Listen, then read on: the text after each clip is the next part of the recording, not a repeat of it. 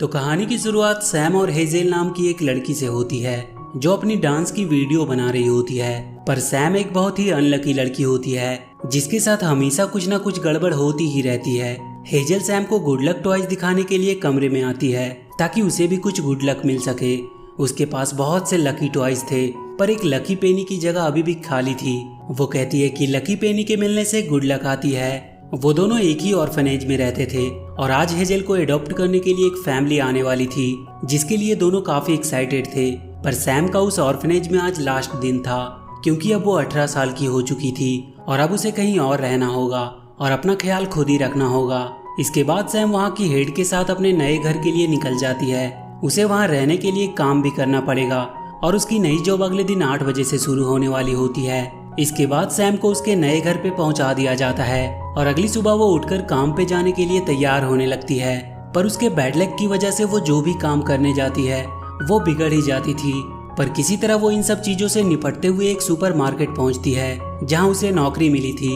वो वहां अपना काम शुरू कर देती है पर वहां भी उसका बैड लक पीछा नहीं छोड़ता जिसकी वजह से वो कोई भी काम सही से नहीं कर पाती है और इसीलिए वहां का मैनेजर उसे सुपरमार्केट के बाहर ट्रॉली अरेंज करने का काम देता है। शाम को काम खत्म करने के बाद सैम उस ऑर्फनेज में हेजल से मिलने जाती है पर वहां उसे पता चलता है कि जो फैमिली हेजल को एडॉप्ट करने के लिए आने वाली थी वो नहीं आए और अब एक और फैमिली है जो संडे को आने वाली है। सैम जाकर हेजल से मिलती है। वो बहुत उदास होती है। तब सैम उसे जाकर समझाती है कि उसे जरूर अपनी फैमिली मिलेगी और वो भी इसी संडे को। हेजल थोड़ी खुश होती है और कहती है कि क्या पता उससे पहले उसे वो लकी पेनी भी मिल जाए।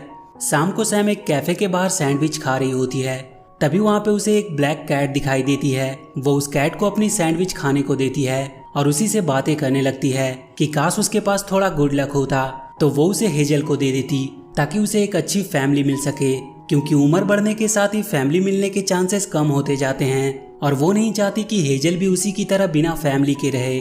पर तभी वो कैट उस सैंडविच को लेकर वहाँ से भाग जाती है। जब सैम वहाँ से उठकर जाने लगती है तो उसे वहाँ पे नीचे एक गोल्डन पेनी मिलता है। वो उसे अपने पास रख लेती है और अगली सुबह जब वो उठकर अपने सारे काम कर रही होती है तो वो नोटिस करती है कि उसका सारा काम परफेक्ट हो रहा है। उससे कोई गलती नहीं हो रही थी। वो उस पेनी को गौर से देखती है और उसे आजमाने के लिए वो जानबूझकर वो सब करने लगती है जिससे काम खराब हो पर वो हर बार परफेक्ट ही होती है। वो सुपरमार्केट में भी आज काफी अच्छे से काम कर रही होती है जिसे देखकर उसका मैनेजर भी बहुत हैरान और खुश भी होता है। पर उसकी ये खुशी ज्यादा देर तक नहीं रहती क्योंकि उसका वो पेनी गलती से टॉयलेट में फ्लश हो जाता है और उसके जाते ही उसका बैड लक फिर से वापस आ जाता है। वो फिर से उसी कैफे के बाहर खड़ी सोच रही होती है तभी वहाँ पे वो ब्लैक कैट आती है। सैम उससे बातें करने लगती है कि उसके जाने के बाद कल उसे यहाँ पे एक गुड लक पेनी मिली थी पर उसने उसे टॉयलेट में फ्लश कर दिया। ये सुनते ही वो कैट उससे गुस्से में कहता है कि तुम ऐसा कैसे कर सकती हो। एक कैट को बात करता हुआ सुनकर वो हैरान हो जाती है। सैम देखती है उस कैट के कॉलर में वैसा ही निशान है।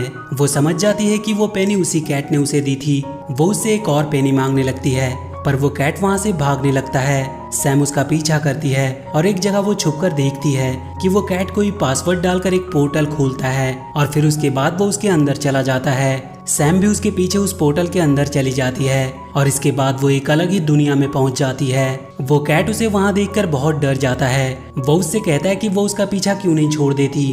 वो कैट उसे बताता है कि उस दिन उसके कॉलर से गलती से वो पेनी वहां गिर गई थी। वो पेनी लकलैंड वालों को इंसानों की दुनिया में भी लकी बनाती है और इसीलिए वो उसे हमेशा अपने साथ ही रखते हैं और यहाँ लकलैंड में इंसानों का आना मना है। तभी उन्हें कोई आता हुआ सुनाई देता है। वो कैट जल्दी से सैम को वहाँ छुपा देता है। इसके बाद सैम देखती है कि 2 लकी लेप्राकॉन उसके सामने आए जिन्हें बस उसने खिलौने के रूप में ही अभी तक देखा होता है। वो लेप्राकॉन उस कैट से उसका पेनी मांगने लगते हैं क्योंकि वापस आने के बाद सबको वो पेनी वहाँ के पेनी डिपो में जमा करनी होती है।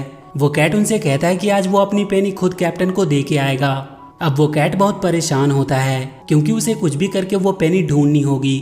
सैम उसे एक आइडिया देती है कि वो लेप्रोकॉन के कपड़े पहनकर वहाँ के पेनी डिपो में जाएगी और फिर वहाँ से एक कॉइन चुरा कर ले आएगी और फिर उससे पहले वो हेजल को गुड लक देके वो पेनी उसे वापस कर देगी। तभी हमें पता चलता है कि उस कैट का नाम बॉब है और उसे उसका आइडिया बिल्कुल पसंद नहीं आता क्योंकि पेनी डिपो तक पहुंचने से पहले उसे वो पेनी गेट पे ही जमा करनी होती है।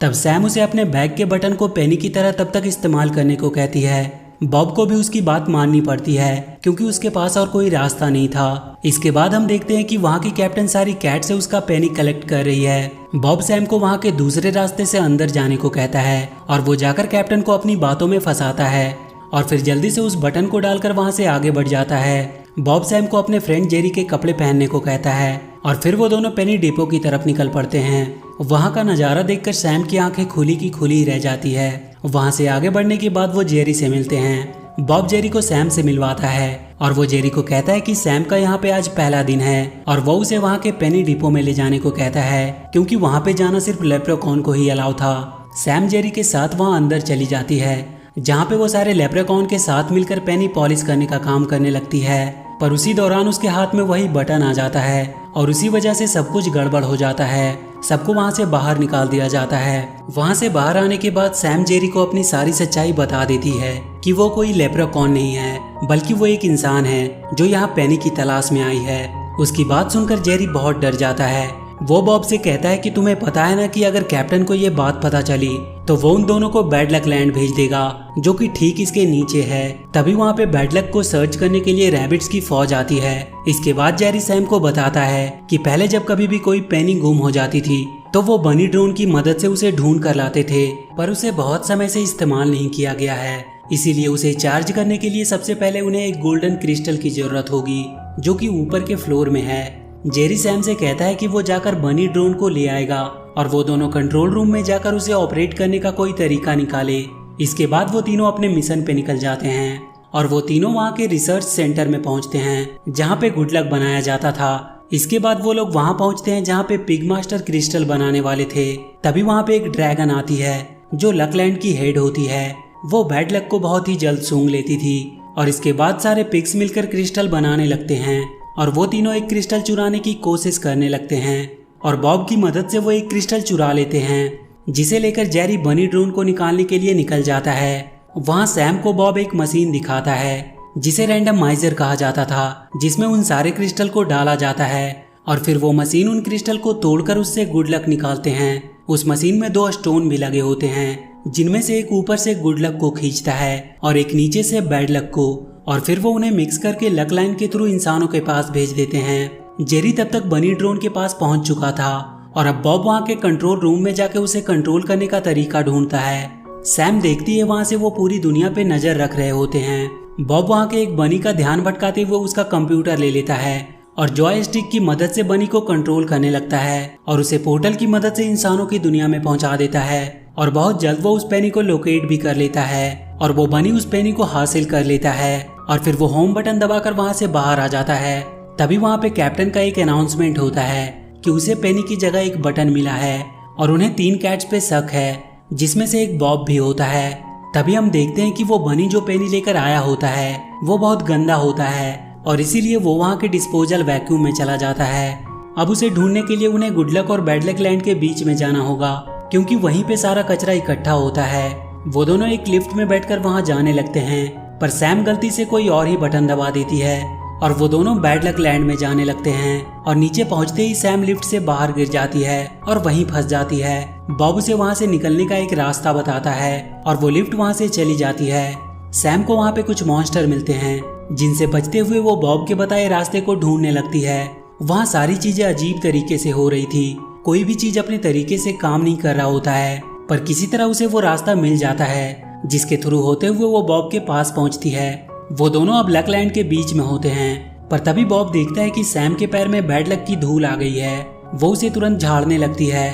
तभी उन्हें वहाँ का केयर टेकर जेफ आता हुआ दिखाई देता है। वो लोग भागकर वहीं छुप जाते हैं, पर जेफ उन्हें देख लेता है और वो सैम के जूतों से उसकी धूल को साफ करने लगता है। जेफ सैम को अपनी मशीन दिखाता है जिसके थ्रू वो बैड लक को डायरेक्ट रैंडमाइजर में भेजता था। वो उसे बताता है कि पहले वो हाथ से ही बैड लक धूल को साफ करता था, लेकिन एक दिन पाइप फटने की वजह से वो पूरी तरह बैड लक में डूब गया।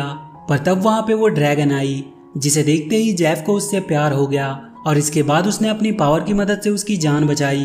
पर वो उसके बाद उसके साथ नहीं रह पाया क्योंकि कभी कभी जेफ के पैरों में बैड लक चिपक कर उसके साथ आ जाती थी और वो ड्रैगन नहीं चाहती थी कि इसकी वजह से गुड लक लैंड पे कभी कोई परेशानी आए। पर तभी वहाँ पे कचरे के आने का अलार्म बजता है। वहाँ पहले से ही बॉब अपनी ड्रोन ढूंढ रहा होता है। पर वहाँ पे जेफ उसे बताता है कि आज सुबह ही उसे वो ड्रोन मिला था जिसके पास वो पेनी भी थी, पर वो बहुत गंदी थी, इसीलिए उसने उसे पेनी डिपो में भेज दिया।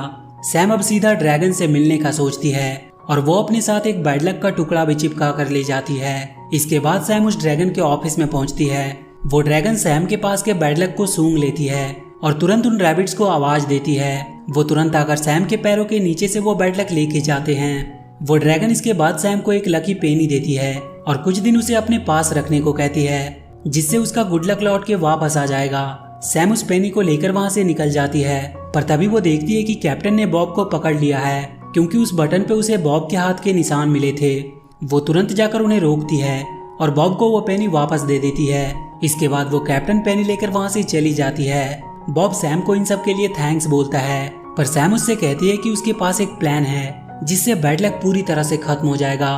वो दोनों जाकर जैब से छुपते हुए रैंडमाइजर को बंद कर देते हैं और इसकी वजह से बैड लक का ट्रांसमिशन रुक जाता है और इसके बाद हेजल वापस से इंसानों की दुनिया में जाने लगती है। तभी उन्हें बैड लक की धूल दिखाई देती है। वो दोनों जल्दी से रैंडमाइजर के पास पहुंचते हैं। जेफ की मशीन ओवरलोडिंग की वजह से फट चुकी थी और उसकी वजह से गुड लक लैंड भी अब पूरी तरह से बैड लक लैंड में बदल चुका था और अब सिर्फ बैड लक ही वहां से बाहर जाने लगते हैं। वो ड्रैगन भागते हुए रैंडमाइजर के पास पहुंचती है और वो देखती है कि उनका गुड लक स्टोन भी खत्म हो चुका है और रैंडमाइजर अचानक से बंद हो जाता है और उनका लक लाइन भी टूट जाता है। सैम ड्रैगन से कहती है कि उसे वापस घर जाना है और तब सबको पता चलता है कि सैम एक इंसान है, तो वो सब उस पर बहुत गुस्सा करते हैं और उसे इन सब के लिए जिम्मेदार मानते हैं। सारे लोग उदास होकर वहां से चले जाते हैं। सैम बैठकर रोने लगती है क्योंकि उसी की वजह से सब कुछ खत्म हो चुका था, पर बॉब उसे समझाता है कि तुम एक अच्छी इंसान हो जो हमेशा दूसरों की भलाई के बारे में ही सोचती है और आज भी वो अपनी दोस्त हेजल के लिए वो पेनी पाना चाहती है, ना कि खुद के लिए। तभी सैम को याद आता है कि उसने बैड लक लैंड में कहीं पे एक जगह गुड लक को देखा था। वो दोनों फिर से बैड लक लैंड में पहुंचते हैं। वो दोनों वहां के एक जूस सेंटर में जाते हैं जहां उन्हें कुछ रूट्स और गॉबलिन मिलते हैं। वहां का हेड रूटी उन्हें गुड लक का एक बॉक्स देता है जो उन्हें बहुत पहले मिला था। रूटी सैम को बताता है कि उनका बैड लक उन्हें हारने की हिम्मत देता है और एक बार फिर से कोशिश करने की चाहत भी देता है। सैम तुरंत जेफ और बॉब के साथ गुड लक और बैड लक को लेकर ड्रैगन के पास पहुंचती है और इसकी मदद से वो एक बार फिर से गुड लक और बैड लक स्टोन बना सकती है और रैंडमाइजर फिर से स्टार्ट हो सकता है। ड्रैगन अपनी आग से वो स्टोन बना देती है, पर उसने इस बार 3 स्टोन बनाया था और वो रैंडमाइजर में इस बार बैड लक स्टोन को नहीं लगाना चाहती थी ताकि सब कोई खुश ही रहे, कोई उदास ना हो कभी। और वो दोनों गुड लक स्टोन को लेकर वहां लगाने के लिए निकल जाती है, पर सैम बैड लक स्टोन को लेकर उसके पीछे जाती है और ड्रैगन को समझाती है कि उन्हें गुड लक और बैड लक दोनों की जरूरत है, क्योंकि बैड लक की वजह से वो उन सब से मिल पाई और अगर उसकी लाइफ में सब कुछ सही होता तो वो कभी ये सब नहीं कर पाती और कभी उनमें दोस्ती नहीं होती। ड्रैगन भी समझ जाती है कि दुनिया को दोनों लक की जरूरत है और फिर वो दोनों स्टोन को वहां पे लगा देते हैं, जिसकी वजह से रैंडमाइजर फिर से एक बार शुरू हो जाता है और एक बार फिर से वहां पे सब कुछ पहले की तरह हो जाता है। सैम देखती है कि हेजल को एक फैमिली ने अडॉप्ट कर लिया है और इसके बाद ड्रैगन सबके साथ बैड लक लैंड में जाता है और वो उन्हें एक गुड लक स्टोन देती है और इसके बाद सैम वापस जाने लगती है, पर बॉब भी हमेशा उसके साथ ही रहने की बात कहता है और इसके बाद हम सैम और बॉब को हेजल से मिलते हुए देखते हैं और इसी के साथ ये मूवी यहीं पर खत्म हो जाती है। तो वीडियो अगर अच्छी लगी हो तो please do like and share the video and please subscribe to my channel and press that bell icon.